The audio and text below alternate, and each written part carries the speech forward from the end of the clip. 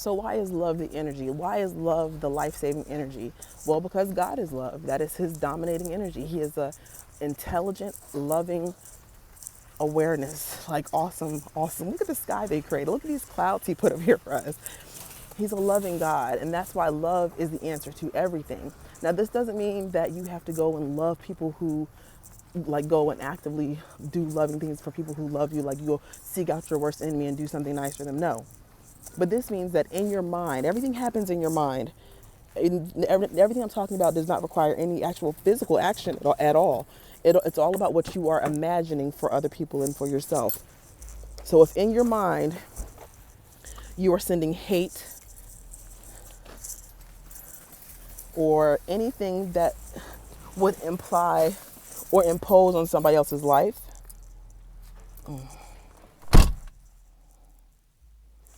my bad. So if in your mind you are, man, I hate that person, I hope they go to hell, F them, any sort of energy that you send outwardly towards someone, whether you think they deserve it or not, does not matter. I've said that before, and I will keep on saying it. That's why the Bible says, do not seek vengeance. Not because, oh, you want to be a good person and wholesome and Mr. Right. No, don't seek vengeance because it's going to be bad for you, which means if it's bad for you, it's bad for God who is inside of you. So if in your mind you are imagining bad things for that person, you are creating it as a limitation within your own life. Because if you're saying it's true for them and possible for them, or even if that's what they deserve, then you're saying that it's for you too, because we are all sharing one life force. We are all sharing one life force, and that is God's life force. The only thing that makes us individual is the things that we've claimed or were taught to claim as our own. Your name, your skin color, whether you're a parent or not, or where you work, or your food choice, or you're a vegan or you're a vegetarian. Like, the only things that makes us different are the things that we have claimed ourselves. But we share one life force. What's keeping me alive is the same thing keeping you alive, is the same thing keeping the people that you don't like alive, or the people that don't like you. It's the same energy. It is best for you. Everything I'm telling you is about what's best for you. It is best for you. It is in your best interest to only send love out into the world. Okay, so you might be saying, well, so what are you supposed to do if somebody is disrespecting you, or somebody is, I don't know, anything other than sending love back to you? Well, I can tell you what you don't. I don't know what you're going to do. That's up to you to decide with your own intelligent awareness. But what you don't do by any means, God, please, what you don't do is retaliate.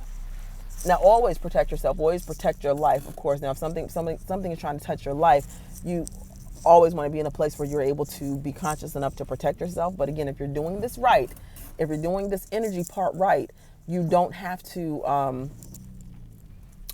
worry about anything touching your life. Your life will not end until you have decided that it's time, until the predestined time that you've created. If you are consciously creating, if you're not consciously creating, then you are kind of at the wills and whims of whatever energy you had and have been carrying unconsciously.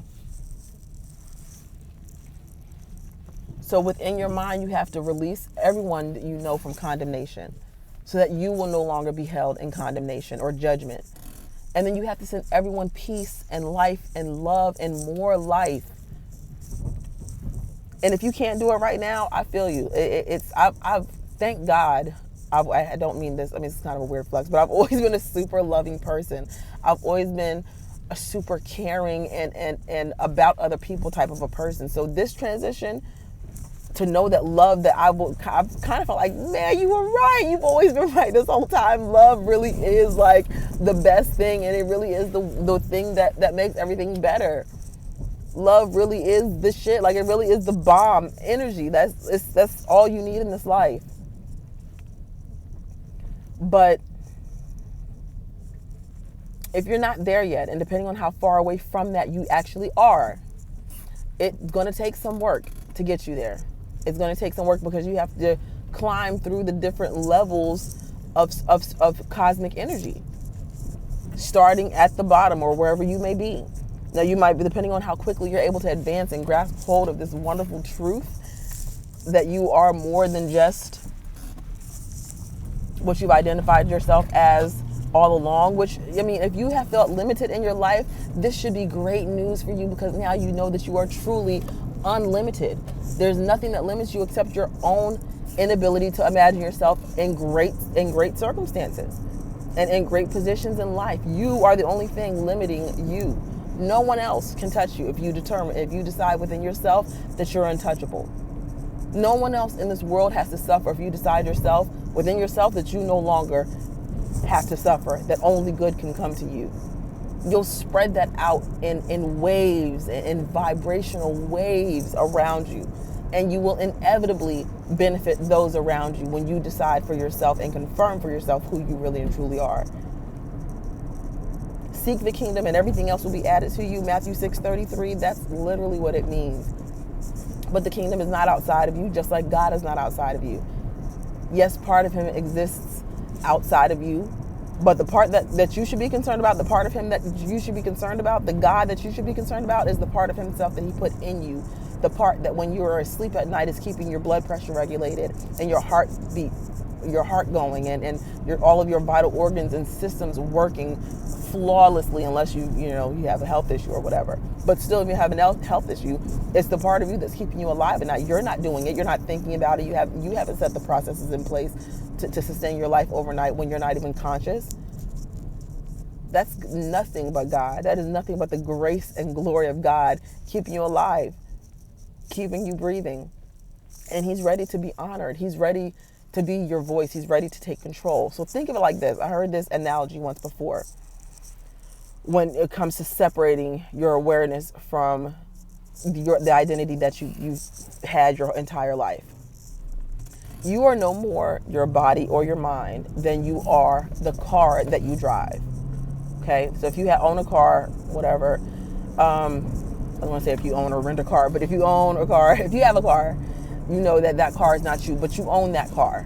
The car has an engine, and the engine has maintenance that needs to be done. The steering wheel has its specific function. The gas pedal, the brakes, all have their specific functions, and getting that car from point A to point B. In that analogy, who you actually are, what I want you guys to wrap your head around as your true identity, is you are the driver of that car, but you are also the mechanic and the engineer and the oil for the car and the gas, and you are all the parts, but you are the driver. Your body is the car, is like the car itself. Your mind, let's say your mind is like the engine, has to be oiled and lubricated and all that stuff. It's like your mind is like everything up under the hood, basically. And then your gas and your brake pedal is like your emotions. But you yourself are not that vehicle. Now, if you never got out of your car, let's say we lived in a world where we could never get out of our cars. We lived in our cars, breathed in our cars, ate in our cars, worked in our cars. We were confined to our cars. Then every time somebody saw your car, they would think they were looking at you. Oh, that's Jessica right there in the red Yoda. That's so-and-so in the Camry. Like, they would know you by your car. Just like today, people know you by your body. They know you by your face. They know you by history that you've shared with them. But in essence, no one has ever really seen your face, because you are the driver within your body. Your awareness is the fact that you know that you are here. Okay, so another way to look at it is if somebody were to punch you in the face. Okay? Who got hit? You would say somebody hit me, right? But what actually got hit? What are you? If someone hit you in your face and they hit your cheek, what actually did they hit? They hit a part of your face, right? And you might say, well, no, but that part of my face is me. Well, think about it. Slow down. Is a part of your face really you, or is it a part of your face? Is it a part of your body? Because if a part of your face is really you, then that means your body is you, and you're kind of back at square one and you haven't gotten the lesson. You are not any part of your body. It is just your container. If someone punches your face, then they've hit your face. Your nerve endings are what signal to your brain that you just got struck, because you will feel pain, right? But you are not even the pain. That is a feeling that you experience. You are the awareness, the ability to know that something just hit you, and that as a result of that, you feel pain. You are the awareness that that thing has happened to you. If you were to get into a car accident, you wouldn't say, most people say I was in an accident, right? We usually say I was in a bad car accident. Which if you literally break down that sentence, it would mean that your actual body and self was in an accident with another car. The real sentence that what we mean to say, what we're trying to say is, my car was involved in an accident with another person's car. You were driving that car, but you didn't actually physically crash your body into another car. Your two cars collided. You get it, right? So it's the same thing. With your own body and self, your life is not actually happening. I mean, things don't actually happen to you. Lost it.